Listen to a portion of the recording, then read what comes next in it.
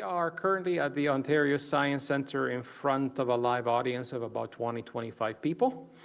To our online viewers, a reminder that meetings have resumed in person here at the Science Centre, so if you can next time, please join us.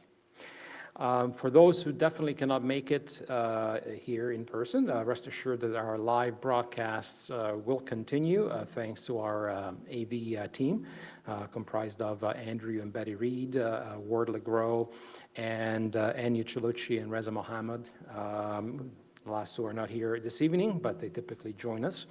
And as you know, I'm always searching for presentations for future meetings.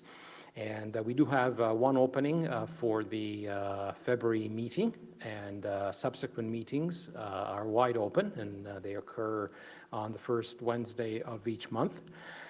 So if you yourself have a presentation in mind, let me know. But also, if you know of someone, if you can think of someone who has an interesting topic that they could present, please ask them or refer them to me, or I will ask them. I'm finding that folks are typically very willing to present to us, but they don't think of it until they're asked. And once they're asked, they definitely are glad to present. So I scour social media when I can, and I'll see somebody who's done something interesting, and I'll grab them and pull them in here, just like we did with one of our presenters this evening. I saw something really neat that he did, and I thought, man, I bet our audience would be interested in that topic. So here he is tonight, and that's Benjamin. I'll tell you about that in a moment. All right, so let me tell you who's presenting tonight. We have Andy Beaton, who's going to talk to us about the sky this month. He's a regular here. We have Ed Treyas. He'll talk to us about the sky in the year 13,372 and other things to mostly look forward to. And we have Benjamin Law, and he'll talk to us about imaging with a Dobsonian telescope. And that's what I was talking about before that caught my eye on social media, so I asked him to present. And then Tom Luton, our president, will wrap up the meeting with announcements, and we should be done by about 9:30. If you're watching us online and you have questions for our speakers, please enter it in the chat box, and tonight Ward will ask the question on your behalf to the speaker. For in-room questions, put up your hand and wait for me to come to you with a microphone. That's important so that folks online can hear your question. And show of hands here in the room, do we have somebody here for the first time, member or not, it doesn't matter. We have, a few new folks. Very good. Thank you for joining us. Welcome. All right, and that's it. Let's get the meeting started with Andy and the sky this month.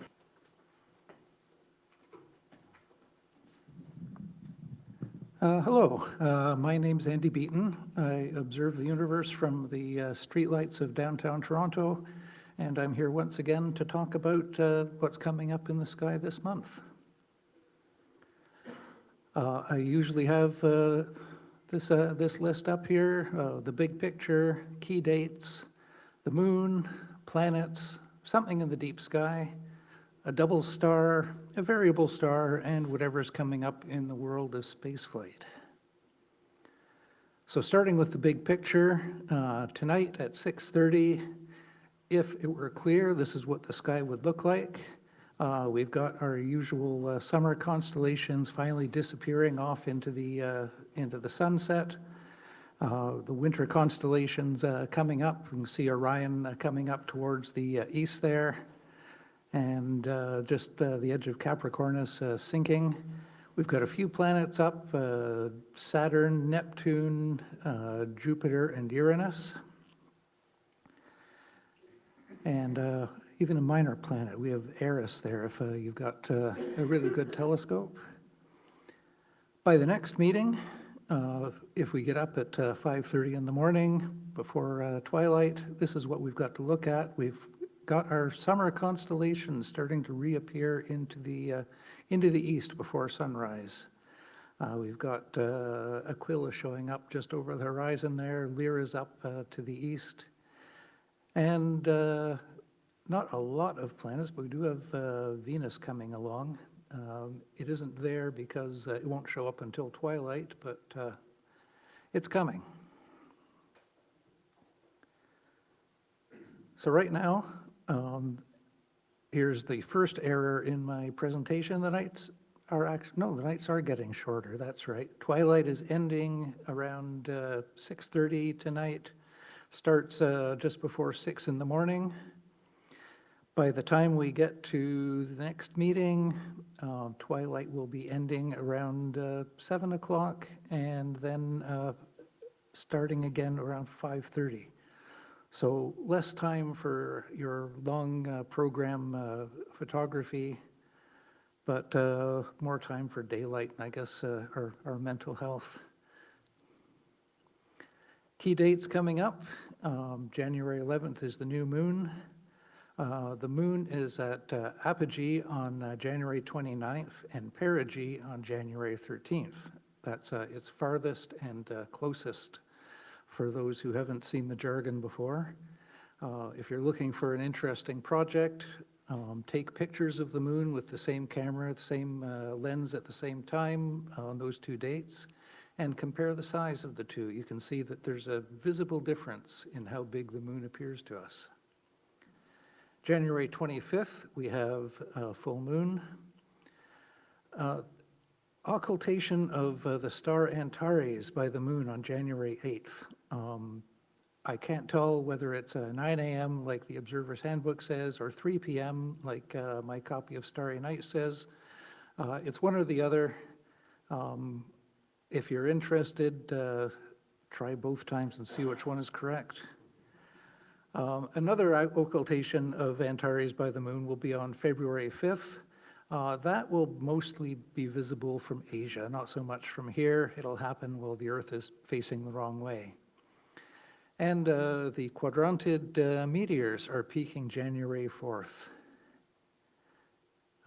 If anybody was looking at the sky on the way in, you'll see that's not going to be a major issue for us. So the moon, first quarter on the 18th, full moon on the 25th. Last quarter, we get two of them this cycle, January 4th and February 2nd, and the new moon, which everybody's dreaming of, on January the 11th. We've got the lunar X coming up at 4 in the morning on January 18th. And for those who don't know, the lunar X is a feature on the moon. It's the rims of two craters side by side, and at a certain time when they get illuminated and the crater bottoms are still in shadow, it looks like an X made of light on the surface of the moon. Kind of cool. I don't know if I would get up at 4 in the morning to see it, but if you are up observing anyway, it's worth a look. The lunar straight wall, which is another cool feature on the moon, which only shows up at certain times of the month, Rupes recta, if you want to look it up, on the evening of January 20th. It's a long straight feature that shows up when the sunlight's coming in from one certain angle. It's also kind of cool. So we got planets. Mercury is appearing low in the morning in the east. By January 12th, it's going to be as good as it gets this month. After that, it'll start disappearing again. The bright thing in the morning sky is Venus. Throughout the month, you'll see it. But as we get closer to February, it's going to sink into twilight as it gets closer and closer to the sun from our point of view. Mars will be emerging in the morning twilight by next meeting. It'll be too close to the sun to do any really interesting observing, but it's on its way. The big planets, Saturn and Jupiter, they're going to be up for the evening at least. Jupiter is bright and obvious and doesn't set till around midnight. January 7th is the last double shadow transit until the summer, and a shadow transit is where one of Jupiter's moons casts its shadow on the surface of Jupiter. So we have two of them happening in the same night, and that's an interesting thing to see. Saturn is getting closer to the sun. It sets earlier in the evening, and it's going to be pretty good for evening viewing. These are both spectacular objects. If you have anybody you can persuade to come out into the snow and look through your telescope. I would say get people to look at Saturn sooner rather than later, because the rings are getting closer and closer to edge on, and there'll be a few years where it just isn't as cool as it ought to be.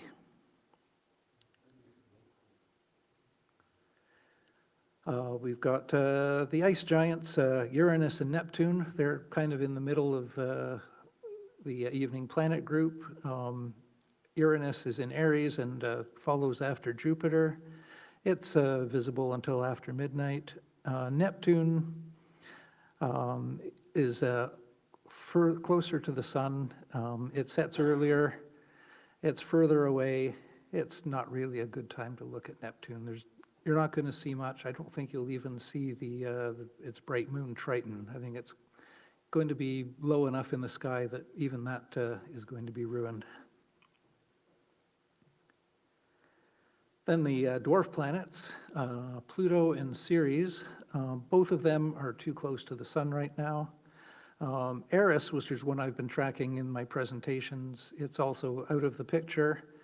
But if you're a photographer with a decent telescope and you can manage to image 17th magnitude objects, Makemake in Coma Berenices is visible and should be imageable. So I always like to throw in something in the deep sky. What I've picked this time is Messier 78. And Orion's up there, and yeah, there's the big Orion Nebula. We've all seen it. We all know it.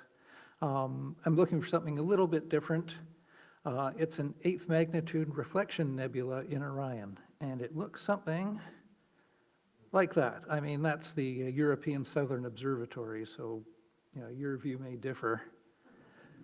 But the important thing to note is the blue color, and what that tells us is we're looking at a reflection nebula. Starlight is bouncing off 10th and 11th magnitude stars in the nebula. It is part of the Orion B molecular cloud, one of the massive clouds. It's not the one with the Orion Nebula in it, it's the one around it.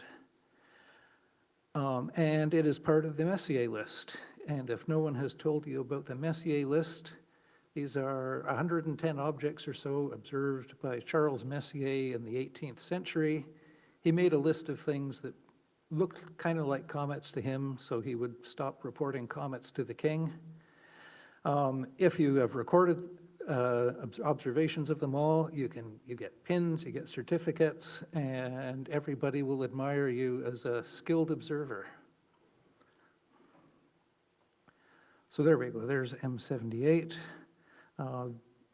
The stars don't really show up in this image. They're kind of so bright, they're kind of blowing out in the middle there.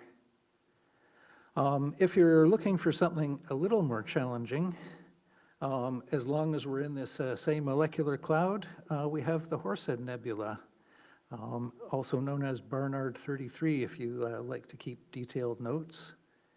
And it looks like this, another one of those images that you see everywhere. For that one, you want dark skies. A nebula filter helps, a filter that cuts it down to only hydrogen alpha light, and probably a telescope 10 inches or bigger. I have to confess, in all the years I've been observing, I haven't seen it myself. It's not an easy object. It is a difficult one for the eyeball, much easier for the camera. For those who are wondering, it's a cloud of dark gas between us and brighter clouds of gas in the background. So if you look at it, you kind of see a 3D effect. It kind of looks like it's in front of the cloud of stuff behind it.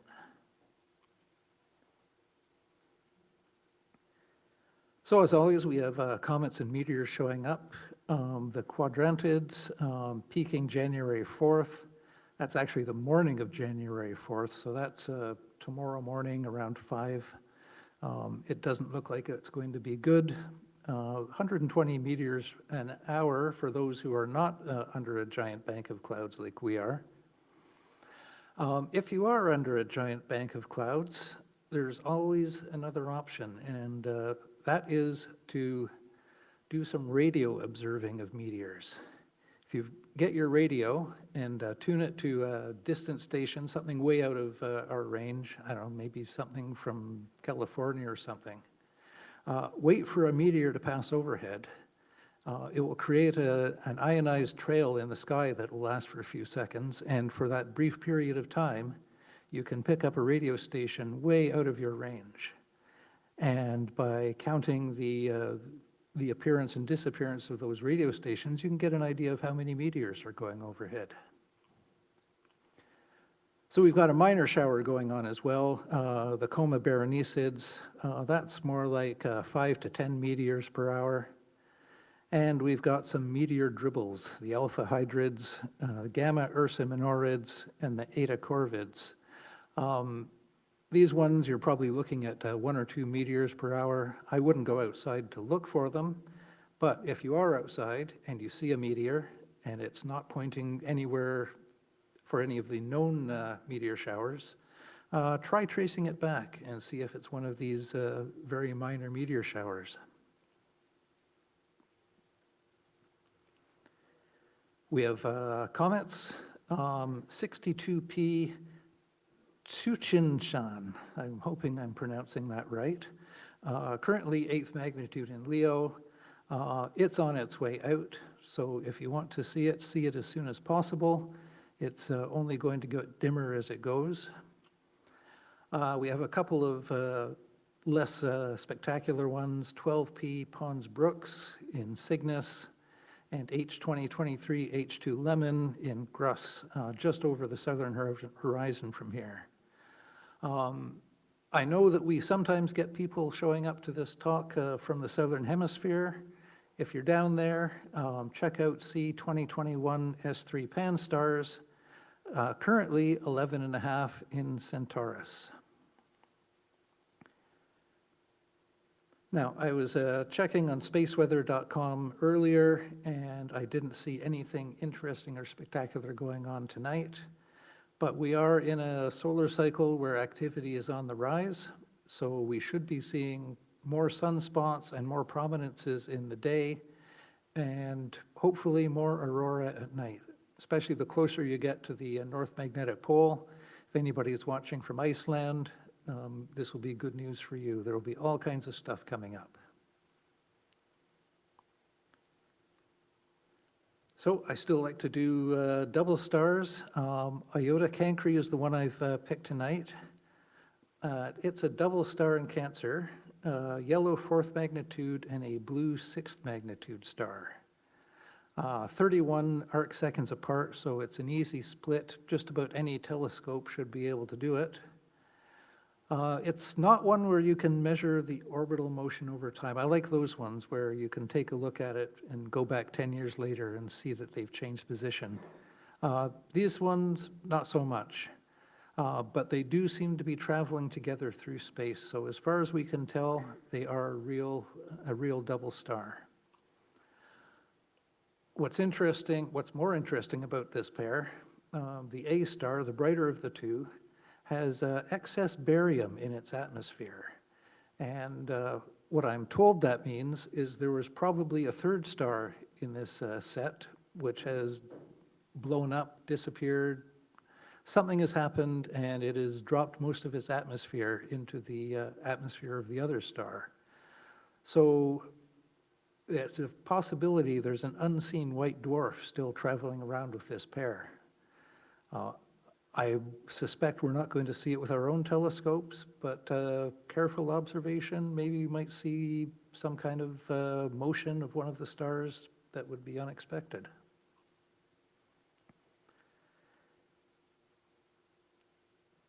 People who have heard me talk here before know that variable stars are my passion, and you're not going to get away with not hearing about one tonight. Argem Minorum is my pick, and it is a classic Myra-type long-term variable. And what that is an older star that's in its last days. It's dying. It's not generating enough energy in its heart to keep its atmosphere pushed out. Gravity pulls it in.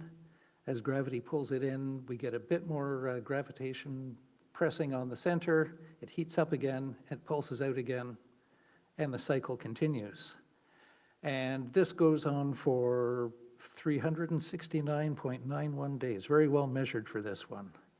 And the magnitude goes from 6 to 14th, which means at the peak, you may be able to see it with the naked eye.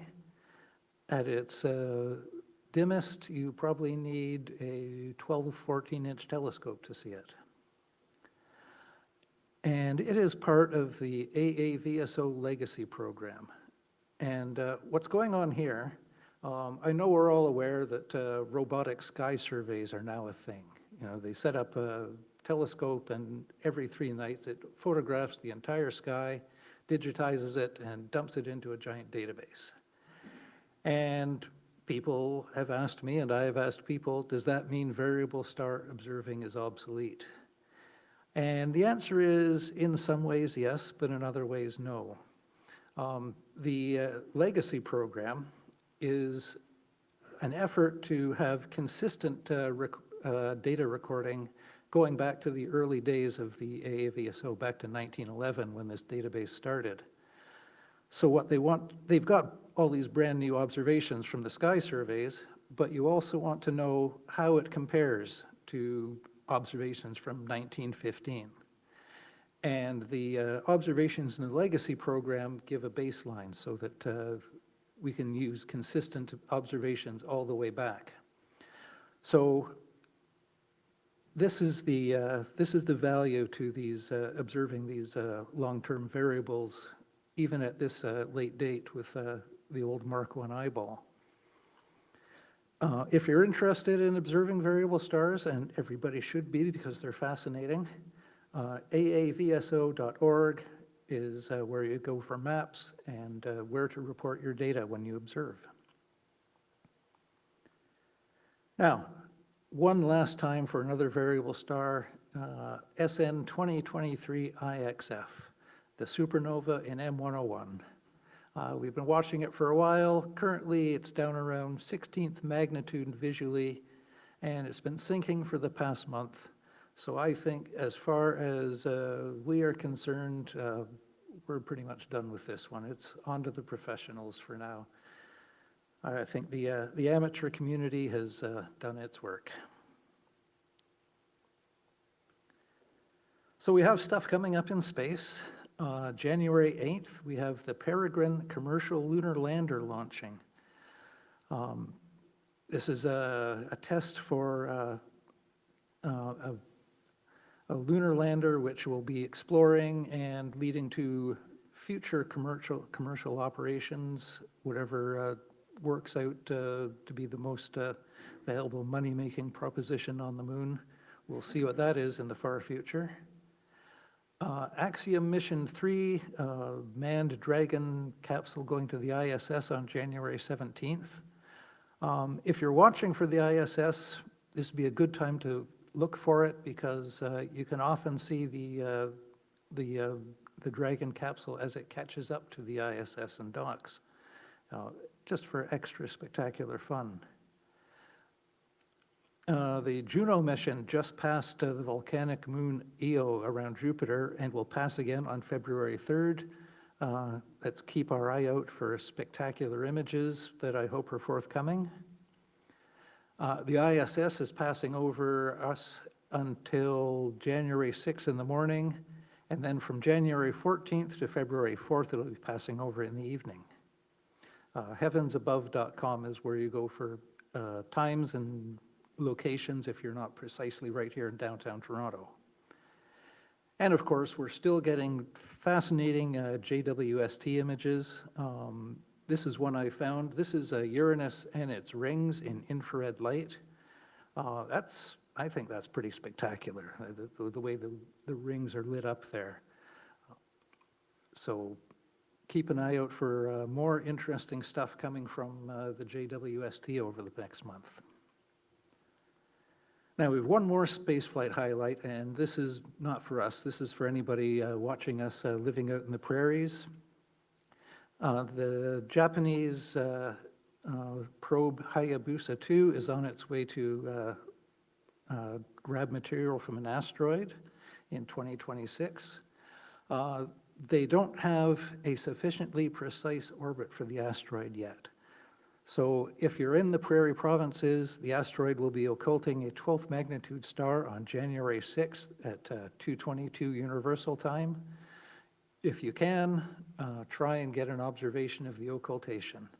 The link is there. If you're interested and need more information, contact me offline and I will get this link back to you. And what if it's cloudy, like it's been for about 6 months now?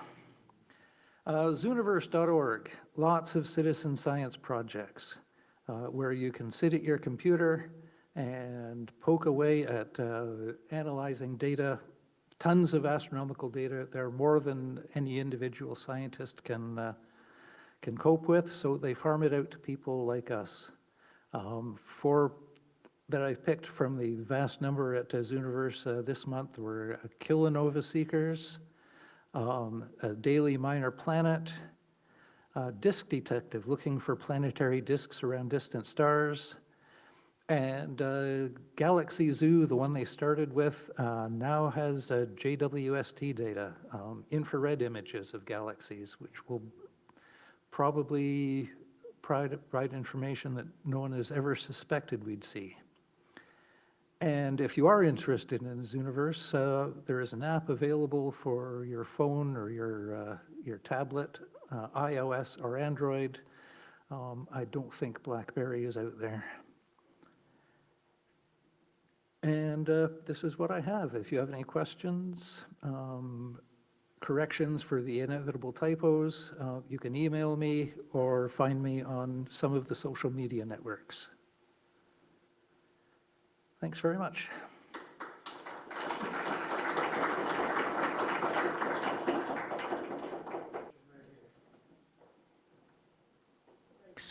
For the radio detection of meteors, would you use AM, FM, or does it not matter? I've been told both AM and shortwave work. I guess in theory, shortwave would work best because I know it bounces off stuff in the ionosphere. But you know, if you only have an AM radio, you give that a shot.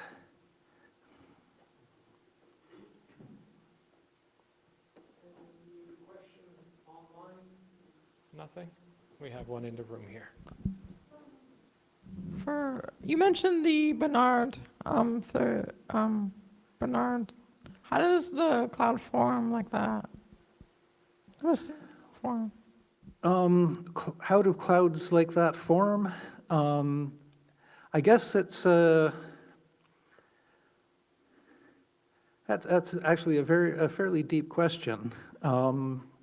When galaxies form, and we're talking back at the dawn of the universe, we get a lot of hydrogen getting pulled together by self-gravity. You know, enough hydrogen gets together, it kind of pulls toward itself.